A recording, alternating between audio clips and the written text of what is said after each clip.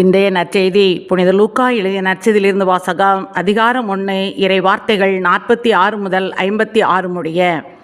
மரியா பின்வருமாறு கூறினார்: ஆண்டவரை எனது உள்ளம் போற்றி பெருமைப்படுத்துகின்றது. என் மீட்பராம் கடவுளை நினைத்து எனது மனம் பேருவகை கொள்கின்றது. ஏனெனில் அவர் தம் அடிமையின் தாழ்நிலையை கண்ணோக்கினார். இது முதல் எல்லா தலைமுறையினரும் என்னை பேறு பெற்றவர் என்பர். ஏனெனில் வல்லவராம் கடவுள் எனக்கு அரும்பெரும் செயல்கள் செய்துள்ளார். தூயவர் என்பதே அவரது பெயர். அவருக்கு அஞ்சி நடப்போருக்கு தலைமுறை தலைமுறையாய் அவர் இரக்கம் காட்டி வருகிறார். அவர் தம் தோள் வலிமையை காட்டியுள்ளார். உள்ளத்தில் செருக்குடன் சிந்திப்போரை சிதறடித்து வருகிறார்.